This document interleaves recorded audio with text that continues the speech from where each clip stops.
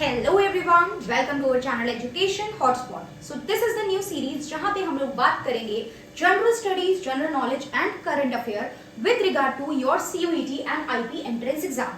देखिए, यहाँ पे मैंने मेजरली 2 एग्जाम लिखे हैं, बट आप लोग यहाँ पे कोई भी और यूनिवर्सिटी का, प्राइवेट, गवर्नमेंट, किसी भी यूनिवर्सिटी का, स्टेट यूनिवर्सिटी के परस्पेक्टिव से आप प्रिपेयर कर रहे हो एंट्रेंस एग्जाम के लिए, तो यहाँ पे हर तरीके से ये सीरीज आपके लिए यूजफुल रहने वाली है।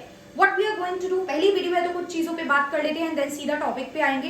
पहली चीज तो देखिए, जीएस, जीके और करंट अफेयर की बात करें। मेजरली आपके जो सब्जेक्ट होते हैं वो डिवाइड होते हैं, मेजरली बता रही हूँ मैं, कुछ और सेक्शंस भी किसी किसी एग्जाम या कोर्स में होते हैं। मेजरली हमारे पास होता है एक इंग्लिश सेक्शन, देन आपका मैथ्स यानी क्वांट होता है, आपका रीजनिंग होता है, एलआर लॉजिकल रीजनिंग, मतलब उसमें भी आपके अलग अलग पार्ट है, एंड देन आपके पास एक सब्जेक्ट होता है जनरल स्टडीज का।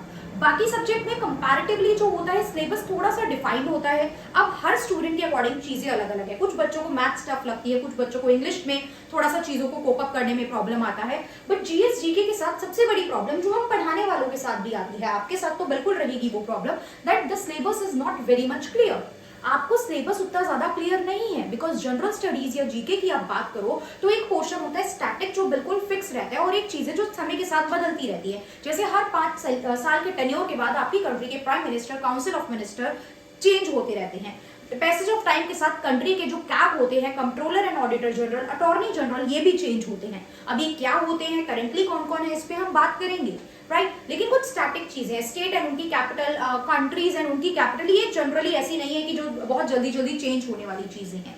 तो ऐसे क्या सिलेक्टेड टॉपिक्स हैं। देखो, पूरा सिलेबस खत्म करना is very difficult, because we have science. Science में आप देखते हो 3 ब्रांचेस हो जाती है, फिजिक्स, केमिस्ट्री, बायोलॉजी। अगर मैं एसएसटी की, आपकी सोशल स्टडीज की बात करूं, we have history, we have geography, we have economics, we have polity, तो there is a lot of thing over there also. फिर करंट अफेयर आते हैं, फिर कुछ फिक्सेशन वाली स्टैटिक चीजें होती हैं। तो क्या पढ़े, कितना पढ़े, कैसे पढ़े और कैसे याद करे, जो होता है ये बहुत बड़ी प्रॉब्लम बन जाती है with each and every student, and I can totally relate with you in this, right. So to solve this, क्योंकि कितना भी पढ़ो एट लास्ट कोई गारंटी, कोई एश्योरेंस नहीं है। कोई दे रहा है तो आई डोंट नो वो कैसे दे रहे हैं, कि आप जितना पढ़ के जा रहे हो सेम टू सेम वही सारी चीजें आपको एग्जाम में मिल जाएंगी, and you will be able to solve all the question of GST के। इसकी कोई गारंटी नहीं है, राइट। सो हम क्या कर सकते हैं कि हम देखो, हर चीज में ना कैलकुलेट किया जाता है ROI, that is return of investment. हम कितना लगा रहे हैं उसके बदले हमें कितनी चीज मिलेगी। तो पूरे पूरे दिन जीएस जीके पढ़ो, 10 बुक पढ़ो। देखो, कुछ बच्चों की होती है लर्निंग, क्रैमिंग, रट्टा मारना बहुत स्ट्रॉन्ग, हर किसी का नहीं होता है। बहुत लोग बोर हो जाते हैं सब्जेक्ट में, इस टॉपिक में। तो यहाँ पे हम लोग इस सीरीज में जो वर्क करने वाले हैं, we are going to cover all the syllabus in topic wise manner. History की मैं बात करूं तो हिस्ट्री में से हर सेक्शन में से क्वेश्चन आता ही नहीं है। हड़प्पा वड़प्पा ये सब क्यों पढ़ना है जब नहीं पूछ रहा है, साउथ की लड़ाइयां क्यों पढ़नी है जब नहीं पूछ रहा है। कुछ 5-10 इंपॉर्टेंट बैटल हिस्ट्री की मैं आपको पढ़ाऊंगी, 1857 का रिवोल्ट पढ़ाऊंगी, आईएनसी उनके इंपॉर्टेंट लीडर पढ़ेंगे, गांधी जी के बारे में कुछ कुछ चीजें पढ़ेंगे, एंड दैट्स इट। कुछ 1-2 पॉइंटर्स और हम पढ़ेंगे। तो वही चीज जिस तरीके से पूछी जाए, कुछ कुछ पर्सनालिटी के बारे में, जैसे रविन्द्रनाथ टैगोर के बारे में भारत रत्न टॉपिक हो जाता है, नोबेल प्राइज टॉपिक हो जाता है, ऐसी बहुत सारी चीजें हैं that we are going to cover, right. तो ये चीजें, अब जब कोई टॉपिक पढ़ेंगे तो उसका करंट प्लस स्टैटिक, जैसे भारत रत्न करंट की बात कर लेंगे, फर्स्ट किस किस को मिला, किसी फेमस पर्सनालिटी को इन बिटवीन मिला है तो क्या और कब मिला है, फर्स्ट स्पोर्ट्स पर्सन जिनको मिला है, यंगेस्ट पर्सन जिनको मिला है, ऐसे व्यक्ति जिन्होंने भारत रत्न जिनको दिया जा रहा था उन्होंने रिटर्न कर दिया, ऐसे क्वेश्चन एग्जाम में आ सकते हैं। एंड ट्रस्ट मी, इस तरीके से अगर आप पढ़ोगे तो आपको बोर्डम भी नहीं आएगी, चीजें याद भी जल्दी हो जाएंगी कंपैरेटिवली, और आप वेराइटी और डाइवर्सिफाइड टॉपिक को टच भी कर पाओगे। अदरवाइज अगर कोई आपको पढ़ाना स्टार्ट कर रहा है हिस्ट्री में, हड़प्पा से शुरू करके आगे लेके गया, तो आप पढ़ते ही रह जाओगे और कभी खत्म नहीं होंगी चीजें। देयर इज एंडलेस थिंग, क्योंकि syllabus, again I am saying, properly topics defined कहीं पे भी नहीं है।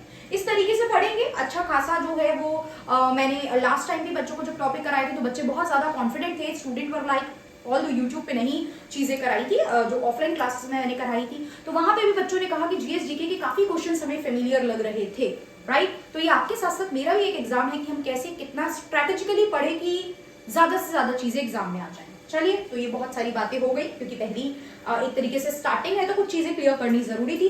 बहुत छोटी छोटी वीडियोस रहने वाली हैं आज के बाद से, सीधा छोटा, मतलब टॉपिक पे डिपेंड करता है। जैसे एक छोटा सा टॉपिक है, क्वेश्चंस बनते हैं, मैचिंग आ जाती है, सीयूईटी का एक फेवरेट पैटर्न है मैचिंग दे देना, तो वो भी आ सकती है, राइट तो बहुत छोटी छोटी वीडियो रहेंगी, कोई वीडियो 1-2 घंटे की, आधे घंटे की नहीं रहने वाली है। एंड देन डिपेंड कि आप लोग कितना इंटरेस्टेड रहेंगे, जुड़े हुए रहेंगे। एग्जाम के बाद आप लोग ये वीडियोस देखेंगे, जब आपके एग्जाम हो जाएंगे तब आप लोग ज्यादा ये वीडियोस देखेंगे, ज्यादा तैयारी के लिए जाएंगे।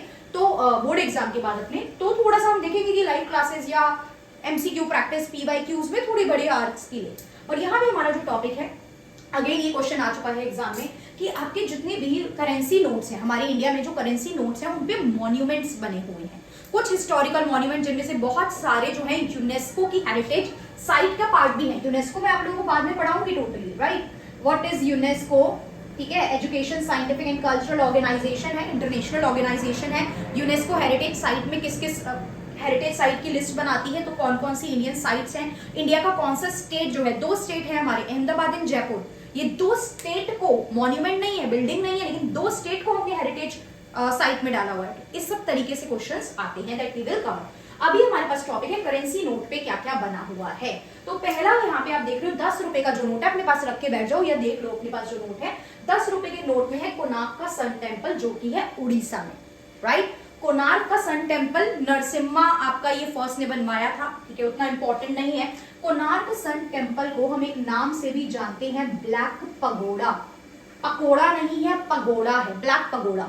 इससे ज्यादा हिस्ट्री, कहानी, कब बना, कैसे बना, क्या दिक्कतें आई, क्या परेशानी है, कुछ नहीं जाननी है हमें, राइट। ऐसे नहीं हमें बहुत डिटेल में इंडेप्थ यहाँ पे जाना है, जिसमें जाना होगा वो मैं बताऊंगी। कोणार्क सन टेम्पल जिसको ब्लैक पगोड़ा भी बोलते हैं। अब साथ साथ ये भी याद करूंगी ये कहाँ पे है, उड़ीसा में। क्यों बोल रही हूँ, पीवाईक्यूज कराऊंगी तब बहुत अच्छे से समझ आएगा और मैं आपको बताऊंगी। देन 20 रुपीज की है एलोरा केव्स, जो कि महाराष्ट्र में है। 20 रुपए के नोट पे है एलोरा केव्स, जो कि है महाराष्ट्र में, राइट। अजंता एलोरा ये जो है ये कहाँ पे है, महाराष्ट्र में है ये वाली केव्स। फिर आपका आता है 50 रुपी नोट। 50 रुपए का जो नोट है उसमें हम्पी का स्टोन चैरेट है, दैट इज इन कर्नाटका। तो स्टोन चैरेट ऑफ हम्पी कहाँ है, कर्नाटका। हम्पी एक प्लेस थी जो विजयनगर एम्पायर था, साउथ का एक बहुत फेमस एम्पायर था, एक बहुत फेमस किंगडम थी। विजयनगर की कैपिटल हुआ करती थी हम्पी, राइट। तो हम्पी का जो स्टोन चैरेट है कर्नाटका में है, वो 50 रुपए के नोट पे है। 100 रुपए के नोट पे बनी हुई है रानी की वाव, दैट इज इन गुजरात। अब व्हाट इज दिस रानी की वाव, आप देखो अगर आप किसी बॉली वगैरह विजिट करने गए हो, आप देखते हो ऊपर से नीचे ऐसे स्टेयर जा रही होती है, फिर नीचे कुछ एरिया होता है, राइट। तो 11वीं सेंचुरी में यहाँ पे गुजरात में वहां की एक रानी हुआ करती थी, उनके पति किसी लड़ाई से जीत के आए थे, तो उस विक्ट्री को सेलिब्रेट करने के लिए उन्होंने ये चीज कंस्ट्रक्ट की थी। तो इसको क्वीन स्टेप वेल भी बोला जाता है आपका। स्टेप वेल क्यों, मतलब गहरा है कुएं की तरह, और वहां उसमें क्या बनी हुई है, सीढ़ियां बनी हुई है। तो Rani ki Vav is in Gujarat. 200 rupees note पे क्या है, सांची स्तूपा, मध्य प्रदेश में है। सांची स्तूप मध्य प्रदेश में है। स्तूपास किस रिलीजन से रिलेटेड होते हैं, अगर हम देखें तो बुद्धिज्म से ज्यादा रिलेट करते हैं, ज्यादा रिलेट करते हैं। मैंने बोला अब बहुत डिटेल में आपको नहीं जाना है, वरना और भी रिलीजन में कुछ एग्जांपल देखे गए हैं। 500 रुपए के नोट पे है रेड फोर्ट दिल्ली में। रेड फोर्ट दिल्ली में जो है, दिल्ली रेड फोर्ट जो है वो 500 रुपए के नोट पे है। 2000 रुपए note which is ban by RBI, RBI के थ्रू ये एग्जिस्टेंस में नहीं है, बट आपको पता होना चाहिए। उस पे क्या था, मंगलयान था। मंगलयान का एक और नाम क्या था, मार्स ऑर्बिटर मिशन, राइट। सो ये जो था ये क्वेश्चन आ सकता है, डायरेक्टली पूछ सकता है। 20 के 50 के नोट पे क्या है, 10 पे कोणार्क सन टेम्पल उड़ीसा में, 20 में एलोरा केव्स महाराष्ट्र में, 50 में stone chariot of Hampi Karnataka, 100 में रानी की वाव गुजरात, 200 में सांची स्तूपा एमपी में, 500 में रेड फोर्ट दिल्ली में, एंड 2000 पे Mangalyaan, that is Mars orbiter mission, but ये एग्जिस्टेंस में अब नहीं है। सीयूईटी एग्जाम की बात करूं तो मैचिंग आ सकती है, आईपी में डायरेक्टली आपसे भी पूछ सकता है, सीयूईटी में भी डायरेक्ट पूछ सकता है। इट इज नॉट लाइक कि मैचिंग ही आएगी। So this is the first topic that we have covered. Notes कैसे कहाँ मिलेंगे इन सब चीजों के, वो मैं आप लोगों को बाद में बताऊंगी। अभी हम कुछ क्लासेस करके कुछ टॉपिक करते हैं, and if you want note तो आप मुझे कमेंट करके बताएंगे, तो मैं नोट्स के लिए भी आप लोगों को फर्दर वीडियोस में इन्फॉर्म करूंगी। So that's all for this video. Thank you everyone.